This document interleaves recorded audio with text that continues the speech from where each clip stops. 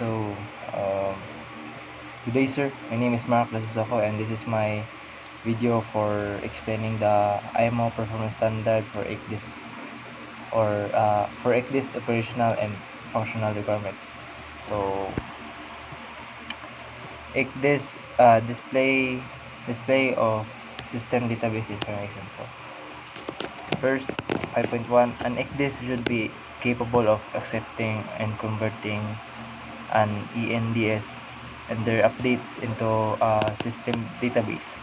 ECDIS should be capable of displaying and processing all system database information as specified by IHO. The ECDIS may also be capable of accepting a system database resulting from conversion assured in accordance with IHO resolutions. So, an ECDIS should be able to accept, convert, and display ENCS and the updates while also handling databases following IHO guidelines. 5.2, system database information available for display during route planning and route monitoring should be subdivided into following three categories, which are the display base, the standard display, and all other information. Next is ECDIS should present the standard display at any time by a single operator action. So it says that as soon as the operator input or push a button, or let's say the operator will uh, press a button, the ECDIS should instantly show the standard display with just one action from the operator. Next is 5.4. When an ECDIS is switched on following a switch off or power failure, it should return to the most recent manually selected settings for display. So uh, after a power outage or shutdown, the ECDIS should automatically uh, restore the last display settings chosen by the user when it's turned back on. So next, it should be easy to add or remove information uh, from the ECDIS display. It should not be possible to remove information contained in the display base. So the users should find it straightforward to add or remove information from the ECDIS display, but they shouldn't be able to remove data that's part of the display base.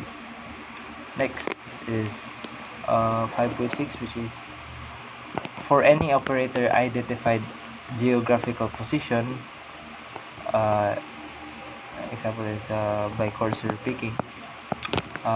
ECDIS should display on demand the information about the chart objects associated with such position.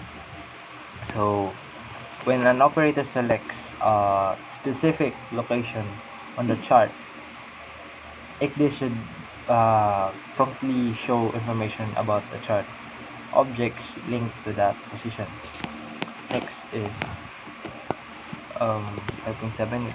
It should be possible to change the display scale by appropriate steps by means of either chart scale values or ranges in nautical miles. So user should have the option to adjust the display scale in specific increments, such as using chart scale values of nautical mile ranges. Next is 5.8. It should be possible for the mariner to select a safety contour from the information provided by the system database. ECDIS should emphasize the safety contour over other contours on the display. However, if the mariner does not specify a safety contour, this should default to 30 meters. If the safety contour specified by the mariner or the default 30 meters contour is not in the display system database, the safety contour shown should default to the next deeper contour. So the mariner, yeah. Number 2, if the safety contour in use becomes unavailable due to the change in source data, the safety contour should default to the next deeper contour. Number 3, in each of the above cases, an indication should be provided, and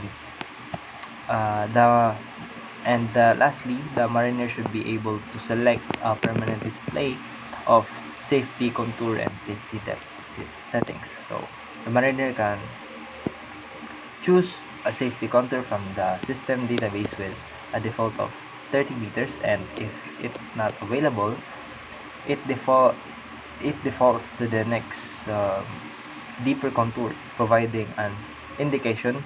Also, the mariner can option for a permanent display of safety contour settings. Next is 5.9. It should be possible for the mariner to select a safety depth. ECDIS should emphasize soundings equal to or less than the safety depth whenever spot surrounds are selected for display. Next is number 10. It should be possible to use dynamic water level adjustment, and indication should be provided. So for number 10, dynamic water level adjustment can be applied, and there should be an indication when it's in use. Next is number 5.11. The ENDS and all updates to it should be displayed without any degradation of their information content.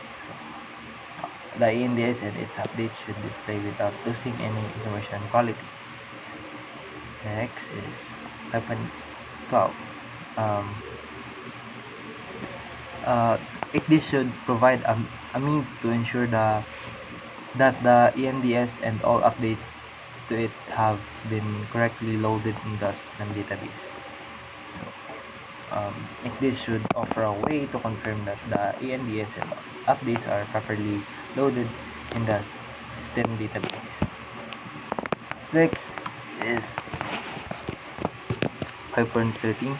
The ENDS data and updates to it should be clearly distinguishable from other displayed information, including those listed in Appendix 3.